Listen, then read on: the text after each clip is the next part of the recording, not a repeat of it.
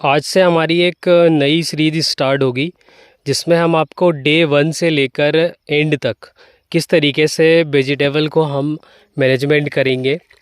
अगर बात करें तो हम इस वाले रकबे में मिर्च लगाने वाले हैं और जो मिर्च की वैरायटी है ये है 1467 जो कि कलश सीड्स प्राइवेट लिमिटेड की आती है। और अगर इस मिर्च के बारे में बात करें तो ये जो मिर्च है बिल्कुल तीखी मिर्च होती है और ये लाल मिर्च और हरी मिर्च दोनों के लिए ही ये बहुत ज़्यादा सूटेबल मिर्च की वैरायटी है। और इसमें अगर डिसीज़ के बारे में बात करें तो काफ़ी ज़्यादा कम मात्रा में डिसीज़ इसमें लगते हैं। तो डे 1 से लेकर एंड तक हम आपको इस वाले रकबे में किस तरीके से हम मैनेजमेंट कर रहे हैं इसके बारे में आपको बताते रहेंगे। अभी फ़िलहाल की कंडीशन देखें तो ये हमारा डे 2 है जिसमें हमारे जो 4 लेबर हैं ये कंटिन्यू और लगभग 4 से 5 लेबर है जो कि कंटिन्यू इसमें मल्चिंग को बिछाने का काम कर रहे हैं। क्योंकि अगर हम मशीनरी से मल्चिंग को बिछाने का काम करते हैं तो उसमें मल्चिंग आपकी थोड़ी सी ज़्यादा मात्रा में लगती है और उसमें भी आपको मेन पावर लगाना पड़ता है क्योंकि दोनों साइड छूट जाता है तो उसमें भी आपको मेन पावर लगाना पड़ता है। तो अभी क्या है कि हमारा 4 मेन पावर के साथ में हम मल्चिंग को दबा रहे हैं। और इसमें अगर देखें तो जो कंपनी से होल हैं मतलब जिस तरीके से अगर देखा जाए तो इसमें ऑटोमेटिक होल किए गए हैं जो कि 1-1 फीट के डिस्टेंस पे हैं। और ये क्या है कि इस तरीके से अगर आप होल वाली मल्चिंग लेते हैं तो इसमें थोड़ा सा डिफ़िकल्ट रहता है मतलब इसको सेंटर में लेकर आना। तो इसमें सेंटर में लेकर आने के लिए आपको बिल्कुल पैरेलल इस तरीके से और दोनों साइड से आपको मल्चिंग को दबाना पड़ता है।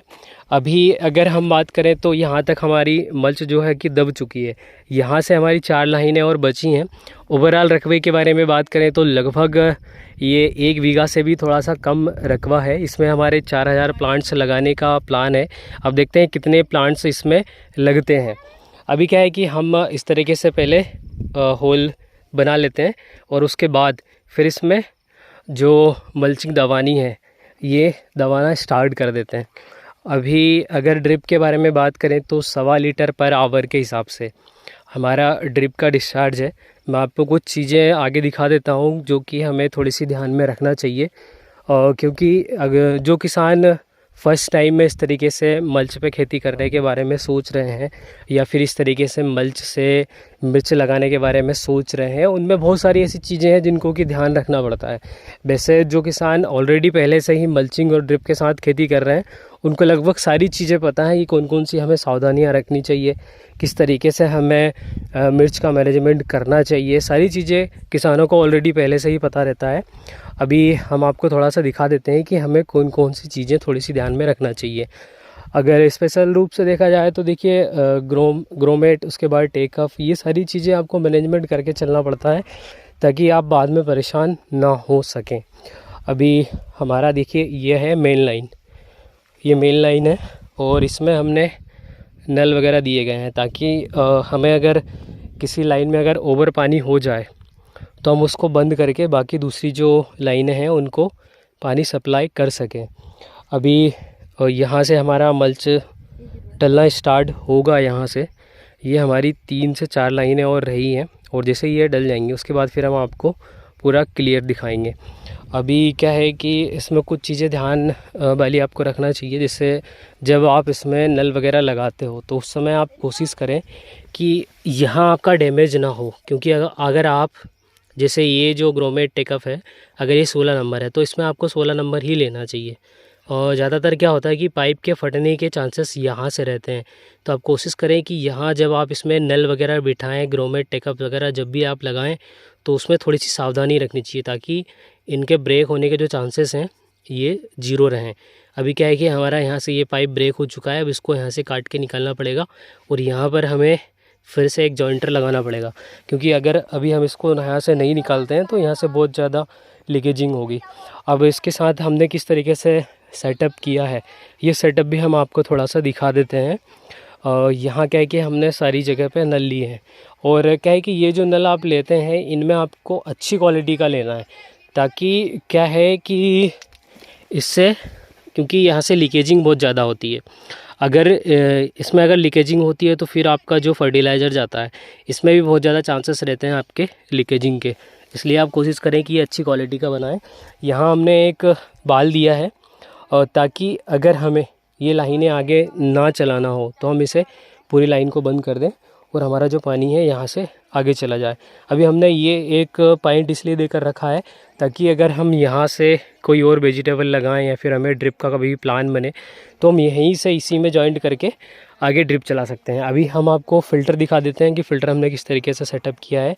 यहाँ से हमने 5 लाइनें जो कि इधर है 4 से 5 लाइनें, उनके लिए यहाँ से हमने नल की व्यवस्था करके और यहाँ से हमने इसको सप्लाई दी है ताकि इधर भी सही तरीके से सारी चीज़ें सप्लाई हो सकें। अभी दिखाते हैं हम आपको।